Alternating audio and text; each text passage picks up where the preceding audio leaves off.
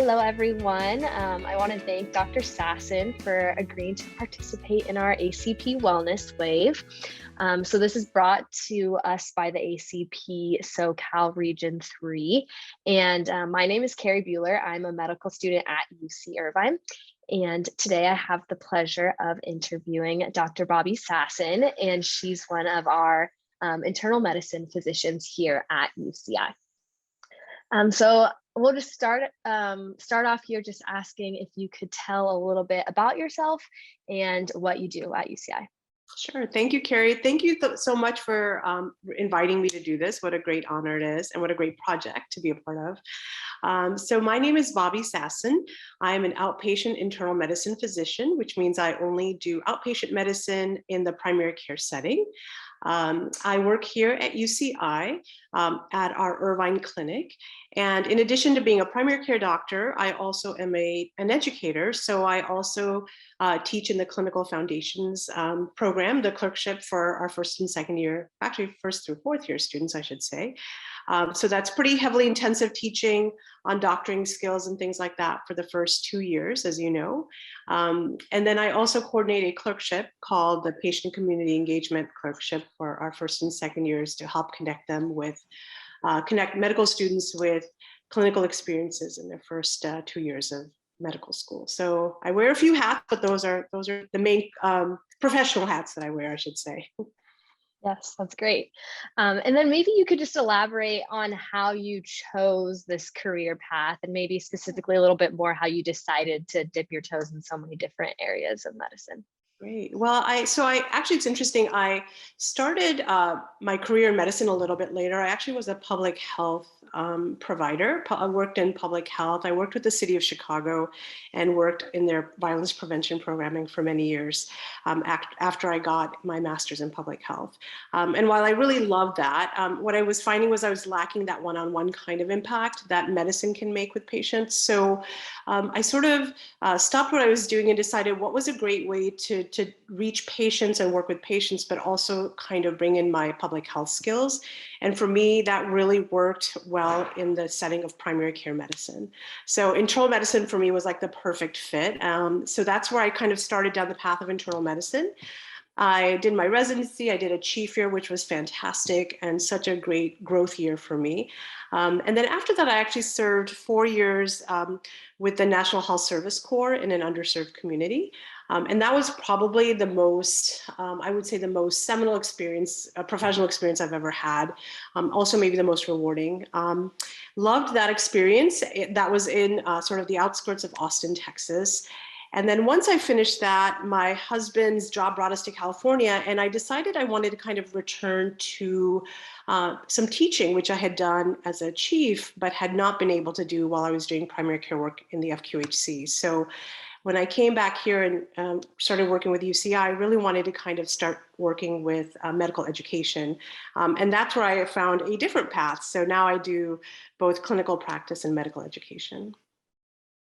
Wow, that's great. I hadn't heard that all before, so I appreciate you sharing that. Okay, and then do you have any advice for us medical students as we are navigating, trying to figure out our career path? What advice do you have to us?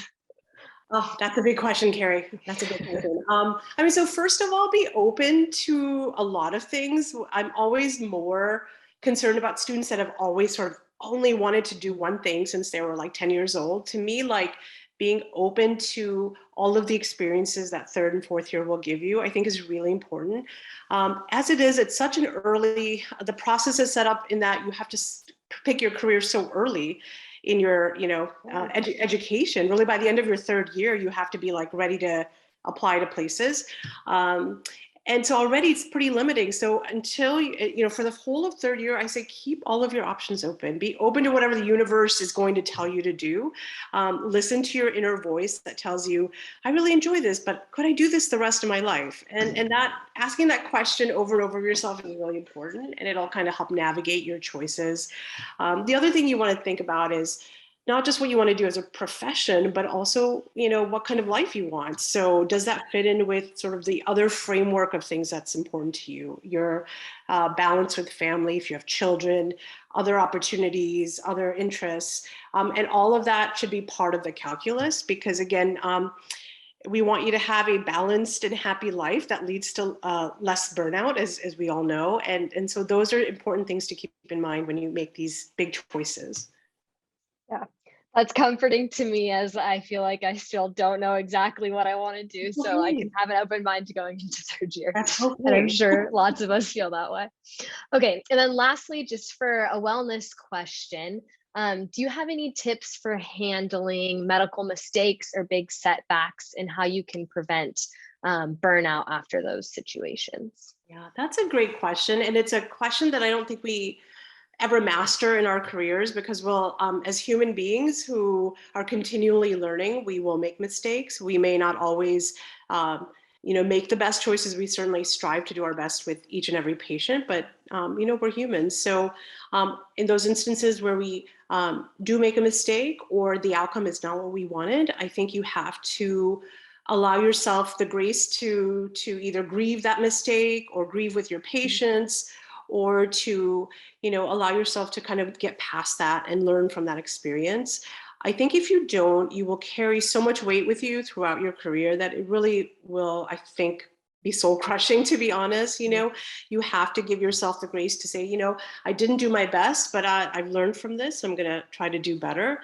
And that's how, to be honest, it's like, that saying that says, every failure is an opportunity for growth. I think that actually is really true, not just in medicine, but in life in general. So as long as we approach that like we're all a work in progress, I think we'll be a little bit easier on ourselves and each other, which is good. Okay, well, that's all the questions I have for you. Thank you so much again, Dr. Sasson, for taking the time to speak to our audience and just answer some of our questions and give us your wisdom. We really appreciate it. Absolutely. Thank you, Carrie, and good luck, everyone. Choose I am.